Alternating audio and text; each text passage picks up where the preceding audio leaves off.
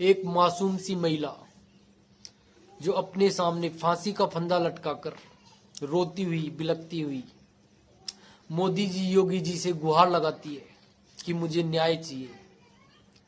मेरा पति अनुराग जो यूपी पुलिस में कांस्टेबल है और उसका जीजा जिसका नाम संजय है वो रायबरेली में पोस्टेड है, वो भी पुलिस में है। और अनुराग का एक भाई जिसका नाम रंजीत है वो वकील है।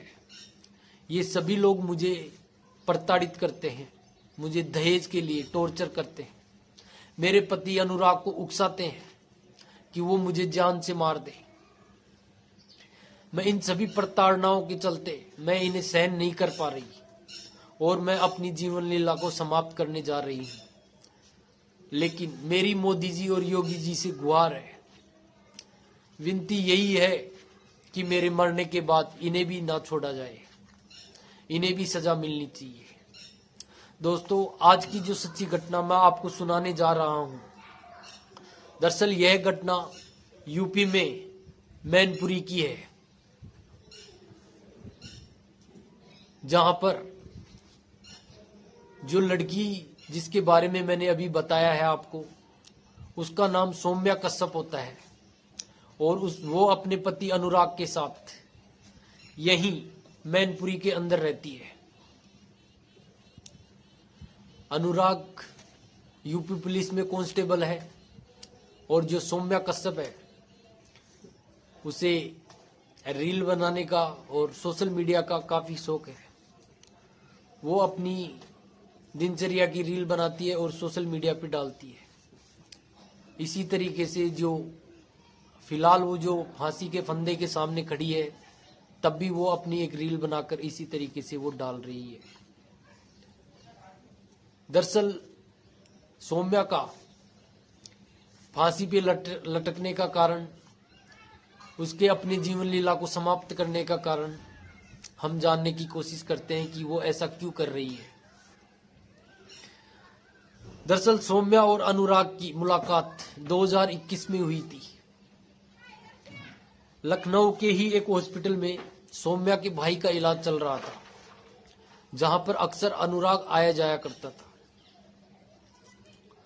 जब अनुराग वहां आया जाया करता था तो एक दो बार इनकी मुलाकात होती है और बातचीत होती है। बातचीत इतनी होती है कि दोस्ती हो जाती है और दोस्ती धीरे धीरे प्यार में बदल जाती है। कुछ समय बाद जो अनुराग होता है वो सौम्या पर शारीरिक संबंध बनाने के दबाव बनाता है। सौम्या नहीं मानती तो वो सौम्या को शादी का झूठा झांसा देकर उसके साथ जबरन शारीरिक संबंध बनाता है। ये सब होने के बाद सौम्या अपने परिवार को बताती है कि मैं इस तरीके से किसी अनुराग नाम के लड़के से प्यार करती हूँ, मुझे उसके साथ शादी करनी है। लेकिन उधर जो अनुराग होता है वो शादी से बचता हुआ भागता है। वो बचने की कोशिश करता है तो शादी के लिए बिल्कुल सौम्या को इनकार कर देता है।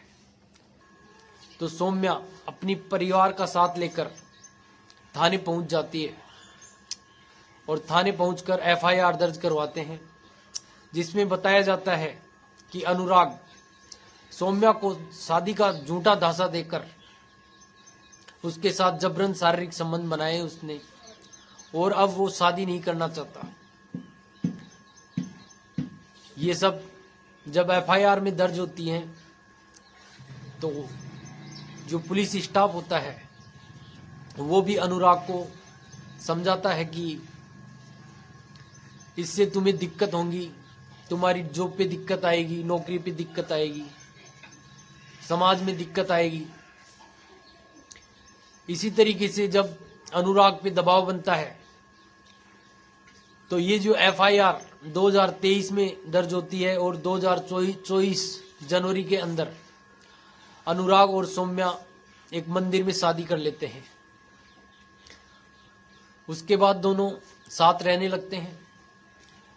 लेकिन ये शादी जिस तरीके से दबाव में हुई है, कुछ ही समय में अनुराग और सौम्या के बीच टकराव होने लगता है। उधर जो अनुराग का परिवार है वो भी इस शादी से बिल्कुल खुश नहीं था। वो भी सौम्या के साथ अनुराग की शादी को तोड़ना चाहता था।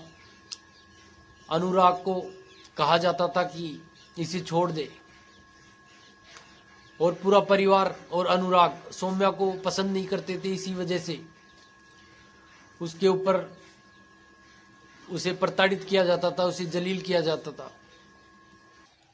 इन सभी प्रताड़नाओं को सहन करते हुए भी सौम्या अपना जीवन जी रही थी।